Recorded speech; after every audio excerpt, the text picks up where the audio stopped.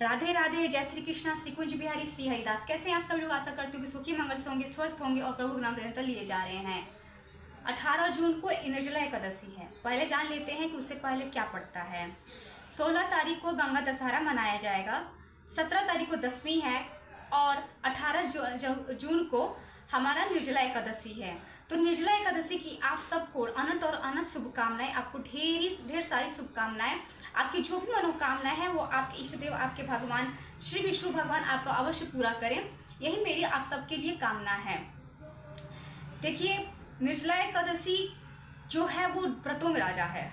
एक तो व्रतों का राजा है, दूसरा जो निर्जला एकादशी है, जो एकादशी का व्रत है वो सारे व्रतों का राजा है। और उसमें भी जो निर्जला एकादशी है वो तो कहना ही क्या है, वो मतलब सारे एकादशी का राजा है।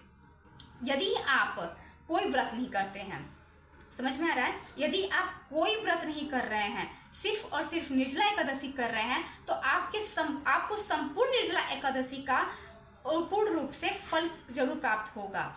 क्योंकि एक कहानी है, छोटी सी कहानी है इसके उपरांत कि हाँ, जो भीम हैं, पांडवों के जो भीम हैं वो व्रत नहीं रख सकते हैं, क्योंकि उनको हर क्षण में कुछ ना कुछ खाना चाहिए तो चाहिए। भूख तो उनको लगनी, उनको 24 घंटा उनका मुंह चलता ही रहता है।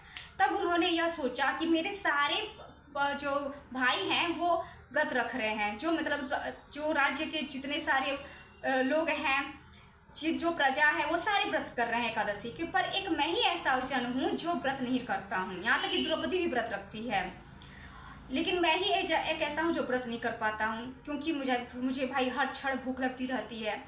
तब वहाँ पे श्री कृष्ण जी के वो जब पास गए और उन्होंने कहा कि भाई मैं तो कोई व्रत कर ही नहीं पाता हूँ, तब उन्होंने एक उपाय सुझाया कि देखो, तुम भले ही कोई व्रत मत करो, ठीक है, लेकिन एक एकादशी ऐसी है जिसको यदि तुम व्रत कर लेते हो तो तुमको संपूर्ण एकादशी के व्रत का पूर्ण रूप से फल मिल जाएगा। तब उन्होंने कहा कि ऐसा कौन सा व्रत है? तब उन्होंने बताया कि निर्जला एकादशी। इस व्रत को करने से तुमको संपूर्ण व्रत का फल मिल जाएगा, और यदि तुम कर लेते हो सच्चे मन से, सच्ची श्रद्धा से और सच्चे विश्वास से, तो यह व्रत तुमको जो भी चाहिए सारी मनोकामनाएं को पूर्ण कर देगा।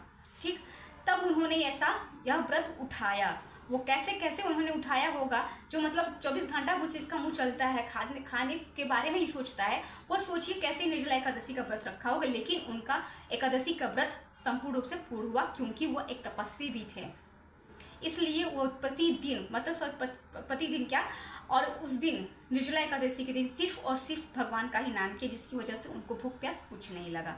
तो आप सबसे भी हाथ जोड़ के विनती करती हूँ कि हर व्रत, कोई भी व्रत करिए आप, तो हर व्रत में आप जिस भी व्रत को उठा रहे हैं, चाहे विष्णु भगवान का हो, चाहे वो एकादशी का व्रत हो, चाहे वो शंकर भोलेनाथ का व्रत हो, जैसे कि सोमवार है, पशुपति जी का है, प्रदोष का है, या कोई भी व्रत कर रहे हैं आप, तो उसमें जो जगह बच रही है, जो समय बचता है आपको, क्योंकि उसमें तो कोई घर का ज़्यादा वर्क होता नहीं है, क्योंकि कोई कराता भी नहीं है आपसे, उस समय आप बस और बस अपने प्रभु का ही नाम लीजिए। देखिए, वो पूर्ण रूप से सफल ही होगा, आप जो चाहेंगे वो होगा आपके जीवन में। तो यही व्रत है जो मैं आपको बताना चाहती हूँ कि निर्जला एकादशी अपने आप में एक बहुत ही बड़ा व्रत है, बहुत ही बड़ा फलदायी व्रत है, जिसको आपको करना ही चाहिए। एकादशी में मैं एक आपको उपाय भी बताऊंगी। जैसे कि मान लीजिए आप उठते हैं, ठीक, ब्रह्म मुहूर्त में उठ रहे हैं, सुबह उठ रहे हैं, नहा धो करके पीले वस्त्र पहन रहे हैं, लड्डू गोपाल को भी पहना रहे हैं, पंचामृत से उनका स्नान करा रहे हैं, भोग आदि वगैरह सब करा रहे हैं। लेकिन जब मैं आपको हमेशा बताती आई हूँ कि आप सिर्फ रात्रि को ही एक अखंड ज्योत जलाइए, लेकिन मैं इस समय निर्जला एकादशी के समय आपसे अनुरोध करूँगी कि आप इस समय, यानी कि निर्जला एकादशी के समय एक अखंड ज्योत जरूर जलाएं। अखंड ज्योत, वो ज्योत जलनी चाहिए द्वादशी तक, मतलब वो कभी बुझनी नहीं चाहिए। तो एकादशी संपूर्ण रूप से जलनी चाहिए 18 जून को, और 19 जून को ही इसका समापन होना चाहिए। आपको क्या करना है, अखंड ज्योत आपने जब जला लिया तो आपको एक पेज ले लेना है सफ़ेद रंग का। सफ़ेद रंग का जब आपने पेज ले लिया तो उस पर लाल रंग के पेन से आपको कुछ लिखना है। क्या लिखना है, आइए जानते हैं।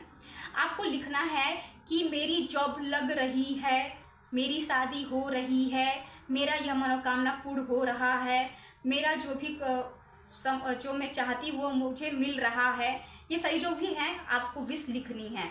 क्या क्या लिखनी है, मतलब जो फ्यूचर में होने वाली है वो आपको लिखनी है, जो फ्यूचर में आपको चाहिए वो लिखना है। आप जब ये लिख देंगे और फोल्ड कर देंगे, फोल्ड करके उसी ज्योत के नीचे, अखंड ज्योत के नीचे दबा के रख दीजिए। जैसे फूल अक्षत जो भी रख रहे हैं अखंड ज्योत के नीचे, तो वैसे ही उसको आप अपनी मनोकामना को लिख करके वहाँ पे छोड़ दीजिए 24 घंटे के लिए। याद रखिएगा कि ये ज्योत बुझनी नहीं चाहिए, इसका हर समय उसका मतलब ध्यान रखिए। और यदि आप ऐसा करते हैं तो आपको 100 में से 1 गारंटी मैं देती हूँ कि आपको यह जो उपाय बता रही हूँ वो पूर्ण रूप से सफल होगी ही होगी, आपकी हर मनोकामना पूर्ण होगा ही होगा। क्योंकि हमारे जो इष्ट देव हैं वो इतने निर्दयी नहीं है कि अपने भक्त की पुकार नहीं सुनेंगे, अपनी भक्त की इच्छा नहीं जानते हैं वो, हालांकि वो जानते हैं, लेकिन जब आप कह देंगे तो वो दुगना उस कार्य पे अपना काम स्टार्ट कर देते हैं। ठीक है, आप ये उपाय कर लीजिएगा, आप सबसे अनुरोध करते हैं। आपको फिर उसके बाद क्या करना है, शाम हो जाती है, जैसे ही मैंने हमेशा से ही बताया है कि भोग लगाइए। इस दिन कौन सा इनका भोग अच्छा होगा, निर्जला एकादशी पर, हर एकादशी पर लड्डू गोपाल का अपना अत्यंत एक प्रिय भोग होता है। निर्जला एकादशी पे कौन सा भोग होगा, आप हमें कमेंट बॉक्स में अवश्य पूछें कि इनका अगला भोग क्या है निर्जला एकादशी पर। अगर आप पूछेंगे तो हम ज़रूर बताएंगे, आप टॉपिक देंगे तो हम ज़रूर इस पर बात करेंगे, लेकिन इसके लिए आपको थोड़ा रेस्ट करना पड़ेगा, मैं अगले वीडियो में बताऊंगी। आज के लिए बस इतना ही। आप सभी को प्रेम पूर्वक मेरा राधे राधे।